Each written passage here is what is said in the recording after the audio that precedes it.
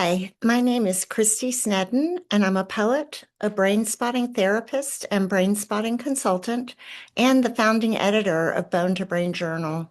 Recently, David Grand has talked with me about the ventral visual stream, often called the what pathway, that is responsible for recognizing and identifying objects and scenes, and the dorsal visual stream, often called the where or the how pathway, that is responsible for providing real-time feedback to guide our actions, such as reaching, grasping, maneuvering, by analyzing an object's spatial location, movement, and orientation.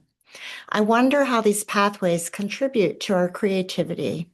I don't have a science-based answer to that question, but after reading a little about each visual stream, my subcortical pushed two new poems to the surface. I encourage you to explore these two structures on your own and watch with curiosity to see how the information impacts your creativity. I'm going to share my new poems with you today, and I really hope you enjoy listening to these. I do want to say thank you to David Grand, who inspired me by talking about the ventral visual stream and the dorsal visual stream. The first poem is called Searching for the What, Ventral Visual Stream. Transparent April mutters in my throat to convince me of her heroism. What is the shape of this cold emotion? My concentration falters when the mourning dove nesting in my ribs laments the day. I plan to say hello to you. I think I can work around this constriction in my throat or invite the screech owl to poke her little head out. To live in this world requires more than one coffin.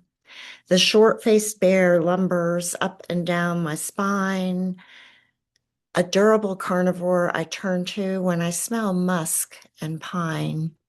These inhabitants surround the stream of me and refuse my conclusion of a brutal life.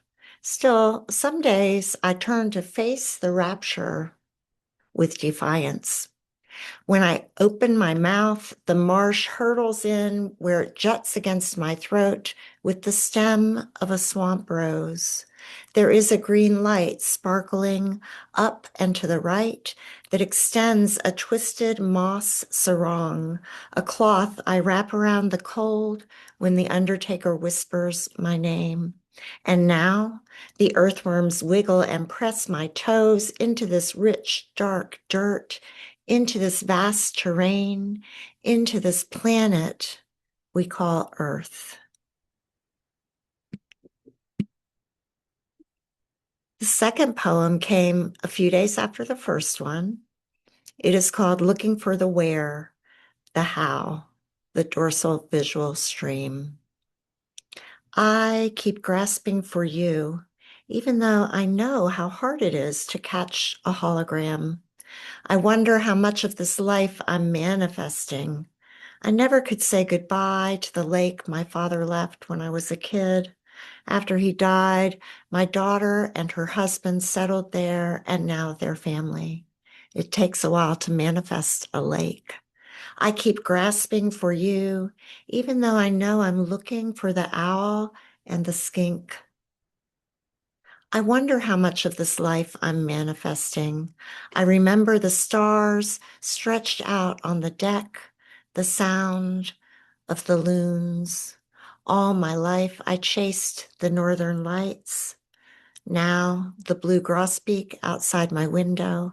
It takes a while to calm a nervous system. I keep grasping for the mountains, the loblolly pines, the big black dog. It takes a minute to grasp a hologram. Thank you very much for listening to my poetry today. I hope you enjoyed it or got something out of it.